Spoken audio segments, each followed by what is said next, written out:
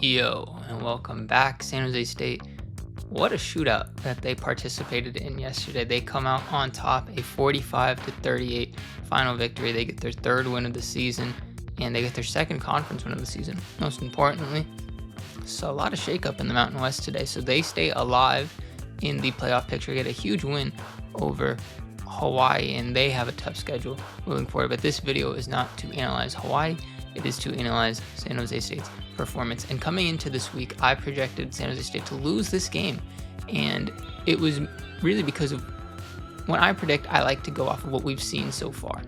And I didn't know that San Jose State had 600 yards of total offense in their bag.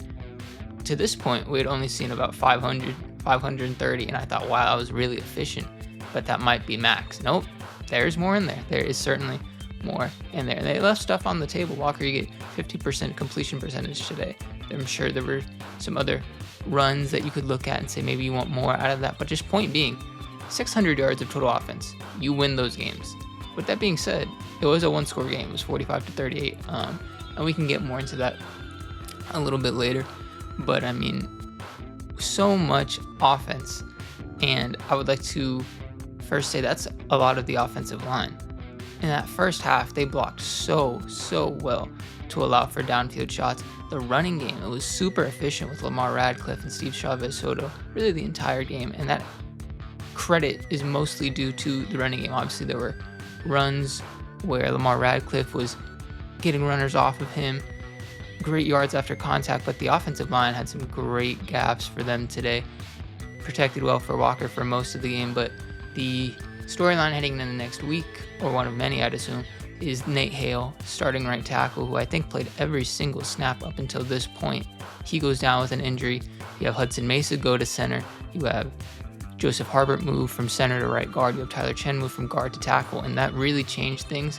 I like Tyler Chen a lot.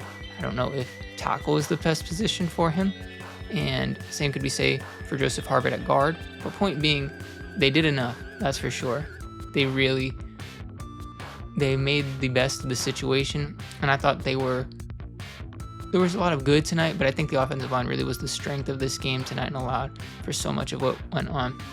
And you allow that to transition to Walker, you get the 14th most passing yards in a single game for San Jose State quarterback. He had, let's see, don't want to get it wrong, 458 passing yards in this one with just 2 touchdowns, but of course a lot of those drives ended with some runs. Those 2 touchdowns going straight to Danny Scudero. Scudero had almost half of Walker Eggett's yards today. I mean, he had those 2 bombs of touchdowns. Great game from him again. Over 1,000 yards on the season. And Eggett gets other guys involved as well. 100 yards for Kyrie Scholes, 100 yards for Leland Smith.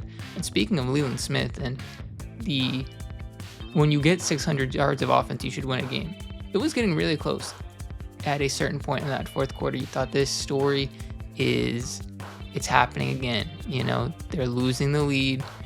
But what we had not seen up until this point is something to break that constant falling of a boulder. The boulder continues to roll, or an avalanche. Like the avalanche continues to fall down the mountain, and nothing can stop it. Well, in this game, I think the largest play of the game out of anything else was when Leland Smith takes that slant 42 yards for yards after contact. He gets a couple of defenders off of him and gets it into Hawaii territory in that fourth quarter. That was huge. That was the first time we've really seen this season a stop of momentum during these big downfalls we've seen in the second half. That was, I mean, we haven't seen a moment or a player step up like that and really change the trajectory of the game, in my opinion. And that's what Leland Smith did last night, and it really kept San Jose State in it. Obviously, Steve Chavez-Soto finishes the drive off with a touchdown, and you could argue that touchdown was the dagger. Obviously, you finish with a one-score game, but I think the difference in that game would be Jordan Pollard. I mean, what a night he had. I think it was 8 tackles, 2 tackles for loss, a forced fumble, a sack, a pass breakup. He was everywhere, and that is somebody that coming into the season, reigning first team first team all conference.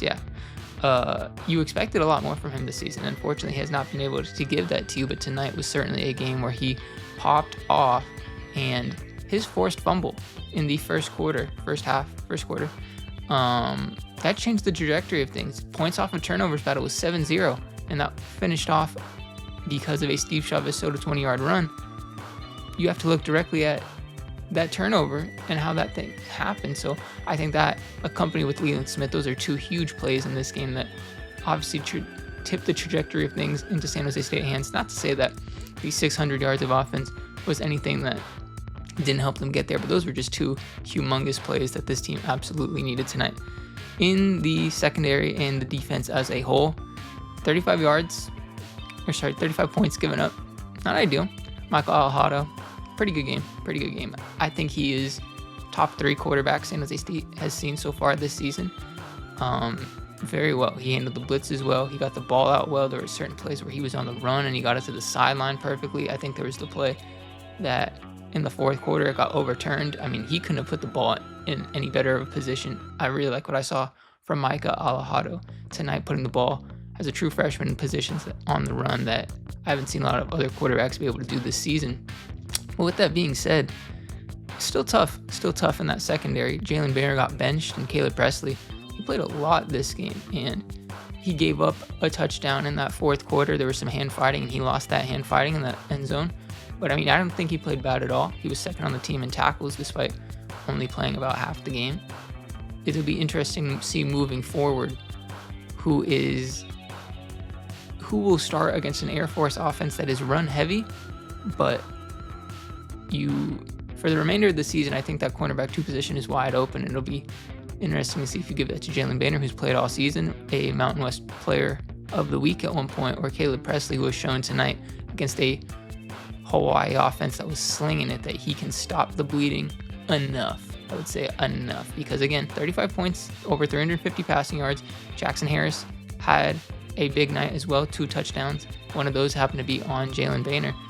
But it's evident that San Jose State can stop the run. Hawaii did not have much success running the football tonight. It really is going to be those aerial attacks. And Hawaii was kind of they are a run and shoot system. You expect them to get a lot of offensive yards, but they get the ball out really quickly. And for the most part, San Jose State was able to stop those short plays in front of them in that zone coverage. But those deep touchdowns, Mike Alejado found holes and the receivers got past the DBs. It was a tough game for certain players, like a Jalen Banner, like a Jalen Applett-Williams. Again, an Air Force team that doesn't throw a lot next week. Who will play more snaps? It'll be very interesting to see, to say the least. And I think one more big thing that decided this game for me, and I was very concerned heading into the week, is that Hawaii, in their last 4 games combined, had just 19 penalties. Last night, they had 10 penalties. That's more than half of what they had in their last 4 games combined. It was so unlike them to be so undisciplined, especially coming out of a bye week in San Jose State. I think it was 6 or 8 penalties, one of the two. It was an even number. But they played a much cleaner game than they've been able to show in the previous weeks, and they did enough. Again, offense, what a performance, 600 yards. Danny Scudero has the 7th most receiving yards in a single game for a San Jose State receiver. The offense does enough. The defense covers their tails, allowed 24 points in the second half. But in the kicking game, I should mention the kicking game as well. No missed field goals, no missed PATs. They played complimentary football enough to get this win. You would like to see a more defensive performance in the coming weeks when you play in Nevada, when you play in Air Force. Those teams that have not done well this season, you'd like to see some dominance.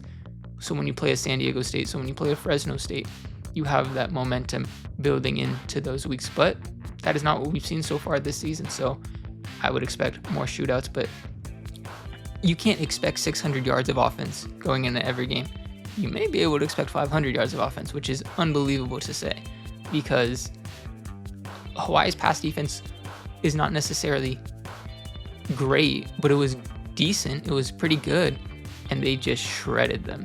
San Jose State just shredded them. Moving forward, can the defense do enough on their end? The pass rush is something long to be desired for. You don't want to have to necessarily design blitzes. I understand that they only rush 3. Moving forward, getting pressure, that has not been a strong suit of this team this season. Nafafunga didn't have at least pass rushing wise, he didn't have a great game tonight. The only sack comes from a Jordan Pollard design blitz.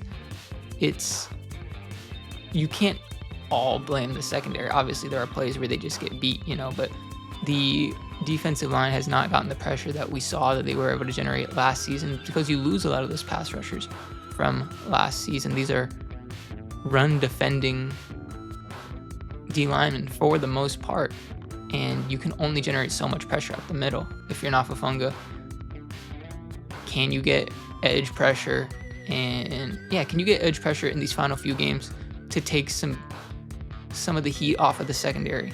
That would be the big thing for me moving forward. But a huge win nonetheless, a huge offensive performance. Hopefully you can take that and move forward. Homecoming week against Air Force. One game at a time, as they say. You got to keep moving forward and win the ones that you are supposed to win. But thank you for watching. Please comment down below how you thought this game went. And please subscribe, because we will be having more content like this moving forward.